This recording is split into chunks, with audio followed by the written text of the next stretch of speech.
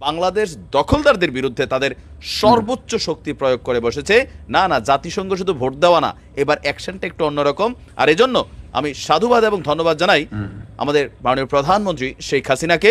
ওনার নির্দেশে গতকালকে ঘটেছে ভিন্ন রকম এক ঘটনা। এই দখলদার রাষ্ট্রের প্রধানমন্ত্রীর বিরুদ্ধে গ্রেপ্তারি পরোয়ানা জারি। बिस्मिल्लाहिर्रहमानिर्रहीम, अस्सलाम वालेकुम व्यूअर्स, मैं हूं एहसान खान और आप देख रहे हैं हमारा यूट्यूब चैनल एहसान रिएक्शन विद एहसान। मैं उम्मीद करता हूं आप जहां भी होंगे एंजॉय करते होंगे, मज़े में होंगे और फिट फाट होंगे। व्यूअर्स, बांग्लादेश ने फ़लस्तीन के हक़ में इजराइल के ख़िलाफ़, अमेरिका के ख़िलाफ़ बड़ा स्टेप ले लिया है। जो काम मैं समझता हूं कि मुस्लिम उम्मा को, उनके बड़े बड़े जो अरब कंट्रीज़ के ममालिक हैं, उनको काम ये करना चाहिए था, वो तो ना कर सके, लेकिन बांग्लादेश ने वो काम कर दिखाया है। जी हाँ, मैं बात कर रहा हूँ बांग्लादेश के बारे में, क्योंकि आपको याद होगा कि फ़लस्तीन के बारे में बांग्लादेश की तरफ से ज़ोरदार आवाज़, मौक़िफ़, स्टैंड लिया जा रहा है। OIC की मीटिंग में बांग्लादेश ने कहा था कि इजराइल के ख़िलाफ़ कार्रवाई की जाए, इजराइल के ख़िलाफ़ सब ममालिक को इकट्ठा होना चाहिए। लेकिन कुछ अरब ममालिक, अरब कंट्रीज़ बड़े बड़े, जिसको आप कह सकते हैं कि ये लीड कर सकते हैं मुस्लिम दुनिया को, वो चुप हो गए थे। उन्होंने खामोशी साध ली थी, उसके ऊपर बात करना पसंद नहीं की थी। लेकिन फिर अब बांग्लादेश ने खुद से अकेले ही एक ऐसा कदम उठा लिया है जिससे मैं समझता हूं कि नींदें हराम हो गई हैं नेतन्याहू की। मैं बात कर रहा हूं, जी हां, बांग्लादेश के बारे में, जिसने इससे पहले भी केस जीत रखा है। उसी ही अदालत में अब बांग्लादेश दोबारा केस करने जा रहा है। व्यूअर्स, इससे पहले सी एरिया का जो हिस्सा था बांग्लादेश का, वो भारत और फिर वेस्ट बंगाल से, यानी जो एरिया था सी एरिया, भारत और म्यांमार से वो बांग्लादेश इससे पहले ले चुका है। जी हाँ, मैं उसी के ऊपर अब बात कर रहा हूँ। मैं आपको बता रहा हूँ कि इंटरनेशनल कोर्ट ऑफ जस्टिस, जी हाँ, इसमें अब बांग्लादेश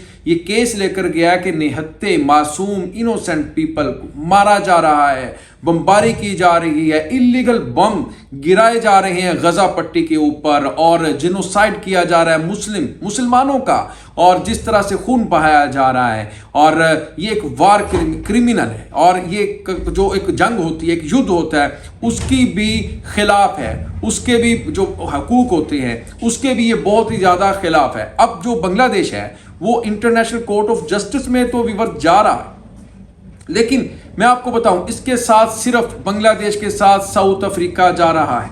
साउथ अफ्रीका बांग्लादेश के साथ इंटरनेशनल कोर्ट ऑफ जस्टिस में जा रहा है, और वो कह रहा है कि जनाब अब आप कार्रवाई करें इजराइल के खिलाफ, इजराइल की आर्मी के खिलाफ, और इनके ऊपर सैंक्शंस लगाएं, इनके जर्नल्स के ऊपर। और फिर बांग्लादेश ने एक और बड़ी डिमांड कर दी है। हमारे पास एक वीडियो भी है, वो भी हम देखेंगे।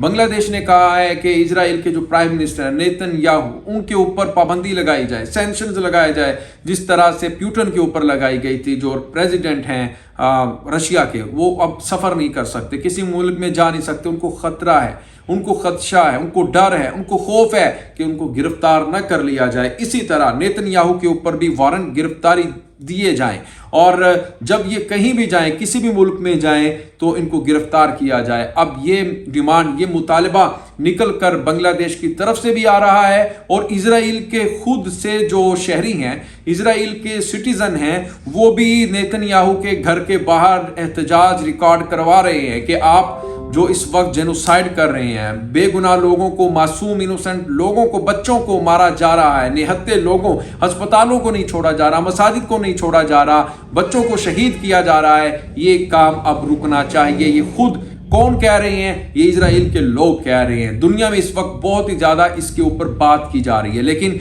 अब बांग्लादेश ने भी कहा है कि नेतन्याहू को वारंट गिरफ्तारी इसके दिए जाएं, और ये सफ़र ना करें, इनके ऊपर सैंक्शंस लगाई जाएं। हमारे पास सबूत है, ये कहा है बांग्लादेश ने, साउथ अफ्रीका ने इंटरनेशनल कोर्ट ऑफ जस्टिस को, कि हमारे पास तमाम के तमाम वो एविडेंसेस मौजूद हैं जो इन्होंने बर्बरियत, जो इन्होंने दहशत फैलाई है गजा के मासूम लोगों के ऊपर। तो खैर, वीडियो देखते हैं व्यूअर्स के बांग्लादेश ने एक बड़ा स्टेप लिया है। नईम साहब की ये वीडियो है। वीडियो देखने से पहले हमेशा की तरह मैं आपसे रिक्वेस्ट करूंगा कि अगर आप चैनल पर अभी विजिट कर रहे हैं, फर्स्ट टाइम आए हैं, तो जनाब चैनल को सब्सक्राइब कर लें और बेल आइकन भी प्रेस कर दें। वीडियो को लाइक भी किया करें, और कमेंट सेक्शन में आप अपनी फीडबैक से हमें जरूर आगाह भी किया करें। एंड तक इस वीडियो को जरूर देखिएगा, बहुत ही इंपॉर्टेंट वीडियो है। 3, 2, 1 एंड क्यू।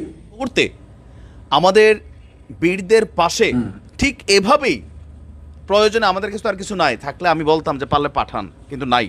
যতটুকু আছে সেটা আমরা সর্বোচ্চ প্রয়োগ করেছি। প্রথমত ছিল ঘৃণা, দ্বিতীয়ত ছিল বাংলাদেশ জাতীয় সংসদে বাংলাদেশ আওয়ামী লীগের পক্ষ থেকে, সরকারের পক্ষ থেকে আমরা কিন্তু এটা মানে সংসদে বিল পাস করেছিলাম, আপনাদের খেয়াল থাকার কথা। আর এরপরই বাংলাদেশ দখলদারদের বিরুদ্ধে তাদের সর্বোচ্চ শক্তি প্রয়োগ করে বসেছে। না না, জাতিসংঘ শুধু ভোট দেওয়া না, এবার অ্যাকশনটা একটু অন্যরকম। আর এজন্য আমি সাধুবাদ এবং ধন্যবাদ জানাই আমাদের মাননীয় প্রধানমন্ত্রী শেখ হাসিনাকে। ওনার নির্দেশে গতকালকে ঘটেছে ভিন্ন রকম এক ঘটনা। আইসিসির নাম খেয়াল আছে তো, ওই যে পুতিন কাকুর বিরুদ্ধে গ্রেপ্তারি পরোয়ানা জারি করছিল।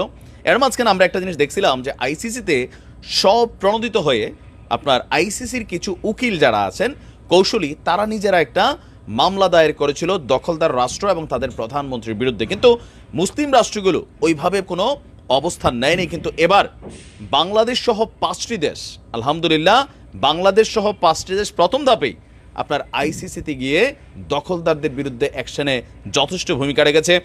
দর্শক, আমাদের পবিত্র ভূমির পবিত্র উপত্যকায় দখলদার বাহিনীর চালানো যুদ্ধাপরাধ তদন্তে আন্তর্জাতিক অপরাধ আদালত আইসিসিতে নালিশ করেছে বাংলাদেশ, আর এর সাথে আরও ছিল 4টি দেশ।